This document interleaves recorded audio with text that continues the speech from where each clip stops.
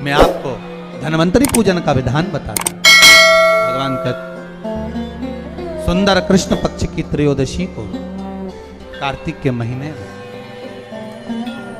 धन्वंतरी देव का पूजन, धनतेरस का पूजन माना जाए। एक सुंदर भूमि पर देसी गाय का गोबर से लीपन कर कर, अगर गाय का गोबर ना मिले सुंदर जल से लीपन कर कर, वहां एक सुंदर चौक को पूर कर, आप सभी को ज्ञात होगा कि चौक पूरने में रंगोली का प्रयोग नहीं होता। आप लोगों को मालूम होगा चौक पूरने में आटा और हल्दी का प्रयोग होता है। आटे हल्दी का प्रयोग क्यों होता है? क्योंकि आटा समृद्धि को बढ़ाता है, लक्ष्मी वैभव को बढ़ाने वाली हल्दी होती है। इसलिए जब चौक पूरा जाता है भूमि पर तो चौक पूरते समय आटा हल्दी का प्रयोग करते हैं। थोड़ा सा चावल का दाना या गेहूं का दाना रख दिया जाता है, उसके ऊपर एक सुंदर चौकी, एक चौरंग, एक पाटा रख दिया जाता है। चौकी लगाएं, चौरंग लगाएं, पाटा लगाएं, उस पाटे पर एक सुंदर लाल वस्त्र धारण करा दें, लाल वस्त्र बिछा दें। एक थाली लें, उस थाली पर कंकु से, रौली से, कुंकू से गिला कर कर स्वस्तिक का निर्माण कर। स्वस्तिक का निर्माण कर कर घर में अगर चांदी का सिक्का हो, अगर चांदी का सिक्का नहीं हो, चांदी का कॉइन नहीं हो, तो अपने घर का 1 का सिक्का, 2 का सिक्का, 5 का सिक्का, 10 का सिक्का, जो भी आपके घर में हो वो कॉइन ले लें। महाराज उसको थाली के अंदर रख दें स्वस्तिक के ऊपर, फिर उसका स्मरण करें। आटे के 7 दिए बनाएं, एक थाली में, एक प्लेट में रख लें, घी के दिए बनाएं और उसमें सुंदर बाती को लगा दें। ध्यान दीजिएगा, इसमें जो बाती लगेगी वो लंबी बाती लगेगी। लक्ष्मी जी की पूजन में जितनी भी बाती लगे वो लंबी लगे। महाराज घी के दिए लगा दें 7, सातों दियों को प्रज्वलित कर लें, प्रकट कर लें। एक दिया तेल का लगा लें। तेल का जो दिया लगाया है, जहां पर आपने सिक्का रखा है, कॉइन रखा है, उसका लेफ्ट हैंड, मतलब आप ऐसे बैठे हो तो आपका सीधा हाथ की ओर आप तेल का दिया लग दें। और जो 7 दिए आपने लगाए हैं वो लक्ष्मी जी के राइट हैंड, मतलब आपका लेफ्ट हैंड हो गया, लक्ष्मी जी का राइट हैंड, आपका लेफ्ट हैंड हो गया, आपका उल्टा हाथ है। वहां पर 7 दिए जो आपने प्रज्वलित करे हैं वो प्लेट में रख। सुंदर थाली जो आपने पूजन की तैयार करी है उसमें कुंकू, रोली, हल्दी, अबीर, गुलाल, चंदन, मौली, लाल धागा, मौली, अमरबेल के टुकड़े, कमलगट्टे, हल्दी की गांठ, सुंदर भाव में उसको रखें। जल का पात्र सुंदर आनंद से, जो क्वाइन चांदी का और देसी क्वाइन आपने जो रखा है उसका जल से पूजन करें। क्वाइन का पूजन करें, कंकु आदि से पूजन करने के बाद दोनों सिक्कों को उठा लें। दोनों क्वाइन, जो चांदी का सिक्का है और जो देसी क्वाइन है, उसको उठाकर उस पर जो कलेवा है, मौली है, नाड़ा है, लच्छा है, उसको लपेटना प्रारंभ कर दें और उसको लपेटें। पहले चांदी का सिक्का लपेट दे, फिर देसी सिक्का जो आपने रखा है 1, 2, 5, 10 का जो सिक्का रखा है उसको लपेट थाली में उसको रख लें।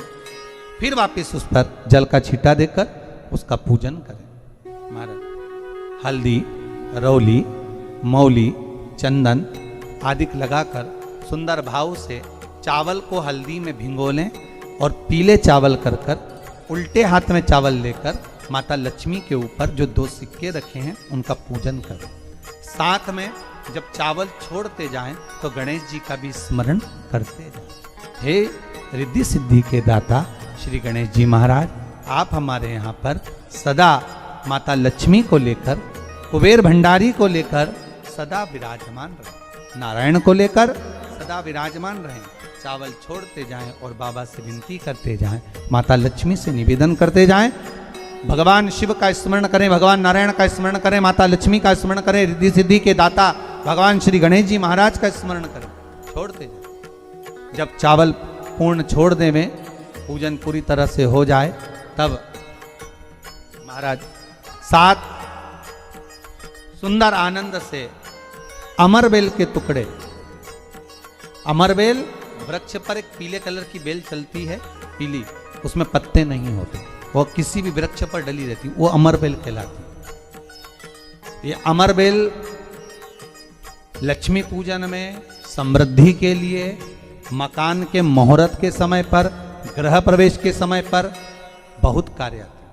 महाराज ये अमरबेल को पानी की जरूरत भी नहीं पड़ती, आप रूप किसी वृक्ष पर डाल दी जाए वो अपने आप फलती चली जाती है। उसी तरह हमारे यहाँ भी हम भगवान से यही प्रार्थना करते हैं, जैसे अमरबेल बिना पानी पड़े भी किसी भी वृक्ष पर डाल दी जाए पनपती जाती है, बढ़ती चली जाती है, ऐसे हमारे घर में बेबहू लक्ष्मी बढ़ती जाए।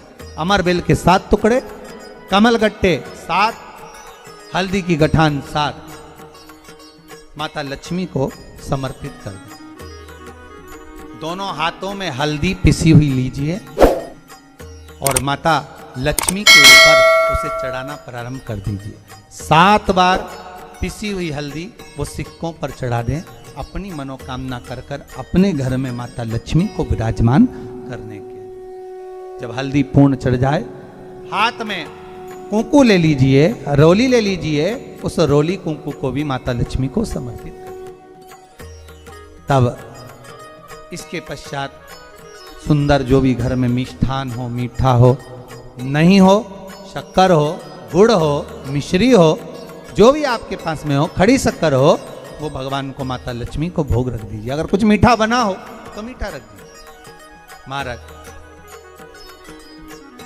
घर में संपूर्ण पूजन कर कर, आपके घर में जो देवालय में भगवान बैठे हैं उनका भी पूजन करिए।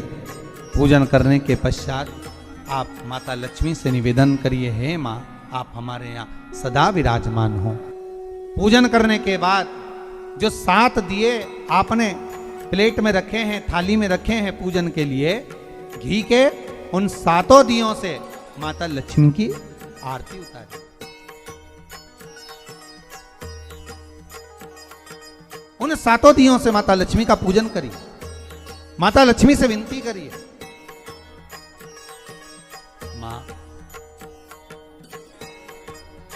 के पुत्र हैं, माँ आप हमारे घर का रास्ता भूल गई हो, बहुत कष्ट है, बहुत दुखी है, पर भगवान शिव पर विश्वास कर कर, कुबेर भंडारी पर, कुबेरेश्वर महादेव पर विश्वास कर कर, भगवान नारायण के सुंदर प्रसंगों पर विश्वास कर कर, माँ भगवान शंकर का अनुमोदन कर कर, हे माँ आप हमारे घर में विराजमान हो, आप हमारे मार्ग को, हमारे घर को, हमारे घर के रास्ते को, हमारे घर के द्वार को आप भूल गई हो माँ। हे बेबहू लक्ष्मी, हे धन लक्ष्मी, हे संतान लक्ष्मी, हे माँ लक्ष्मी, हे धान्य लक्ष्मी, आप हमारे घर में विराजमान हो। 7 दीप जो प्रज्वलित करे हैं उससे माता की आरती उतारिए। फिर माता को झोली पसार कर प्रणाम कर कर भूमि पर नमन करो। जब झोली पसार कर प्रणाम करें, झोली को अपनी ओर गिरा लें और माता को नमन कर कर जो 7 दिए आपने लगाए हैं, उन 7 दिए को अलग अलग स्थान पर ले जाकर, जैसे घर के हॉल में, एक रसोई घर में, एक जहाँ पर आप लक्ष्मी रखते हो उस स्थान पर, एक घर के द्वार के पास में, एक तुलसी के क्यारे के पास में, ऐसे अलग अलग 7 स्थान पर उन दीप को रख दिया है। एक भगवान का जहां पूजन हुआ है, लक्ष्मी की जहां आराधना करी, एक दीप वहां पर भी रखा जाए। जो तेल का दिया लग रहा है उसके पास माता का माता लक्ष्मी से निवेदन करें, हे माँ कृपा सागर, करुणा सागर माँ, आप भगवान विष्णु के साथ विराजमान हो, आप भगवान नारायण के साथ में हमारे यहाँ सदा विराजमान हो माँ, ऐसी कृपा कर। महाराज माँ से विनती कर कर बड़ा उत्साह, बड़ा उमंग, बड़ा आनंद रखना। आपने अगर धन्वंतरी की पूजन करी है, धनतेरस की पूजन करी है, कोई वस्तु, कोई सामग्री अगर आप लेकर आए हो, कोई पात्र लेकर आए हो, कोई तांबे का पात्र लाए हो, जो भी वस्तु आप नहीं लेकर आए हो उसका भी पूजन उसी दिन कर लेना।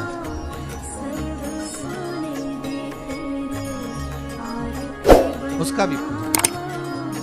ये लक्ष्मी अगर आप धनवंतरी का पूजन करते हो, धनतेरस का पूजन सुंदर कार्तिक के महीने की कृष्ण पक्ष की त्रयोदशी को अगर आप कर रहे हो तो ये लक्ष्मी भले मेरे साथ वैकुंठ में जाकर रहे, पर लक्ष्मी का एक अंश तुम्हारे घर से कभी नहीं जाएगा, वो सदा विराजमान रहेगा।